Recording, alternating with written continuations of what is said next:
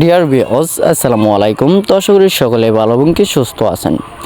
তো আজকে আপনাদের মাঝে আলোচনা করব চিতল মাছের পোনা নিয়ে এবং কি আপনারা যারা চিতল মাছ কিনে ঠকে যান এবং কি চিতল মাছের কথা বলে কাংলা মাছ দিয়ে থাকে এবং কি অনেক চাষি ভাইরা রয়েছেন যারা চিতল মাছ চিনে থাকেন না, অবশ্যই তাদেরকে কাংলা মাছ দিয়ে থাকে। তো আজকে সম্পূর্ণ ভিডিও জুড়ে আলোচনা করব আপনারা কিভাবে চিতল মাছ চাষ করবেন এবং কি চিতল মাছ আপনারা কতদিনে বাজার যাতায়াত করতে পারবেন, কেমন পুকুরে চাষ করবেন, খাদ্য কি, তা নিয়ে আজকে বিস্তারিত আলোচনা। আর আজকের ভিডিওতে বড় কথা হলো কি আপনারা চিতল মাছগুলোকে কিভাবে চিনবেন এবং কি চিনার উপায়টা কি তা নিয়ে আজকে বিস্তারিত আলোচনা করব আপনাদের মাঝে। তো সকলেই অবশ্যই আমাদের সাথে থাকবেন। তো প্রথমেই আমরা চলে যাব চিতল মাছটা চিনার উপায় কি তা নিয়ে বিস্তারিত।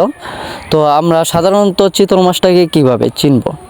তো প্রথমত চিতল মাছটা যে মাছটা রয়েছে সেটার লেজের দিক দিয়ে দেখা যায় কিছুটা কালো কালো ফুটা থাকে, সেটা হলো গিয়ে চিতল মাছ। আপনারা ভিডিওর স্ক্রিনে দেখতেই পাচ্ছেন মাছের যে শরীরে যে দাগগুলো রয়েছে, চিতল মাছের শরীরে কালো কালো কিন্তু দাগ থাকে। আর যে মাছটা কাংলা মাছ রয়েছে সেই মাছটার শরীরে কিন্তু দাগ থাকে না। আপনারা ভিডিওর স্ক্রিনে দেখতে পাচ্ছেন এই মাছের কিন্তু শরীরে কিন্তু অন্য ধরনের কিন্তু কালো দাগ নেই।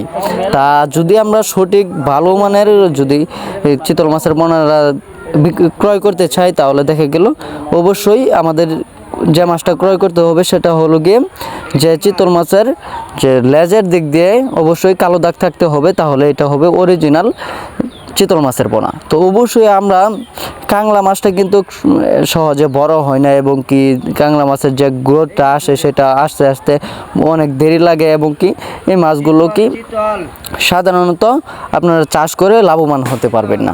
তো অবশ্যই যারা চিতল মাছের পোনা নিতে চান, ভালো মানের চিতল মাছের পোনা, তারা অবশ্যই আমাদের ভিডিওর স্ক্রিনে দেওয়া নাম্বারে আমাদের সাথে যোগাযোগ করতে পারেন। আমাদের কাছে সকল ধরনের মাছের পোনা পাবেন, একদম 100% অরিজিনাল যে মাছগুলো রয়েছে সেই মাছগুলোর পোনা আমাদের কাছ থেকে সংগ্রহ করতে পারবেন। আমাদের কাছে বিভিন্ন ধরনের বিভিন্ন সাইজের মাছগুলো রয়েছে এবং কি বিভিন্ন প্রজাতির মাছ রয়েছে, যেমন দেশি শিং, দেশি মাগুর, ভিয়েতনামি শোল, ভিয়েতনামি কই, অরিজিনাল টাইগার জাতীয় মনোসেক্স, তেলাপিয়া, থাই পাঙ্গাস, আয়ের, বোয়াল, চিতল সহ নানান জাতীয় মাছের রেণু পোনা। তো অবশ্যই আপনারা এই চিতল মাছগুলোকে কি খাবার দিবেন। তো চলেন আজকে আমরা এই চিতল মাছের খাবার সম্পর্কে জেনে নেই। মূলত চিতল মাছগুলোকে আপনারা সাধারণত দিতে পারেন যে অন্য যে বাংলা মাছের রেণু এবং কি বাংলা মাছের যে পোনাগুলো ছোটো ছোটো পোনা এগুলো দিতে পারেন এবং কি যে ছোটো থাকতে যে খাবারটা দিবেন, এখন আমাদের ভিডিওর স্ক্রিনে যে সাইজগুলো দেখতে পাচ্ছেন, এখন এই মাছগুলোকে আপনারা কী খাবার দিবেন। এই মাছগুলো তো অন্য কোনো মাছের পোনাকে খেতেও পারবে না। তো এই মাছের জন্য খাবার হলো গিয়ে পুকুরেতে প্রাকৃতিক প্লান্টন তৈরি করতে হবে। তো প্রাকৃতিক প্লান্টন তৈরি করার কিছু বিশেষ মেডিসিন রয়েছে, যেমন আপনাদের পুকুরে প্রথমত এই যে পুকুরে মাটিয়া সার, টিএসপি সার, এইগুলো সার দিয়ে তারপর আপনারা পুকুরে গোবর এবং কি আরও বিশেষ কিছু মেডিসিন রয়েছে তা দিয়ে পুকুরে আগে প্লান্টন তৈরি করতে হবে। তারপর এই পোনাগুলো আপনারা পুকুরেতে ছাড়বেন।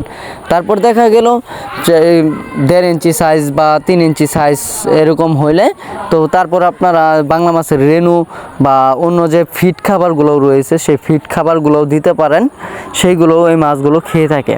তো অবশ্যই এই মাছ চাষে কিন্তু অধিক লাভ হয়ে থাকে। অনেক চাষি ভাইরা এই মাছ চাষ করে ভালো একটা মুনাফা আয় করতে পেরেছেন, আর এই মাছের বাজার মূল্য কিন্তু রয়েছে বেশ। তাই এই মাছ চাষ করে আপনারা লক্ষ লক্ষ টাকা আয় করতে পারবেন।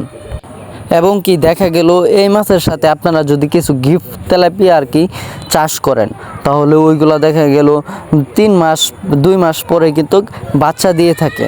তো যদি আপনারা গিফট তেলাপিয়াটা এই মাছের সাথে চাষ করেন তাহলে দেখা গেল এই মাছের কিন্তু খাবারই লাগবে না, ওই গিফট তেলাপিয়া যা বাচ্চা দিবে সেই বাচ্চাগুলোই কিন্তু এই মাছগুলো খেয়ে থাকবে। তো ওর ফলে দেখা গেল আপনারা গিফট তেলাপিয়াও চাষ করতে পারলেন এবং কি চিতল মাছও চাষ করতে পারলেন, এক খরচেই আপনারা এই চিতল মাছগুলো চাষ করতে পারলেন। দেখা গেল বিনা খরচেই কিন্তু চিতল মাছগুলো চাষ হয়ে থাকে।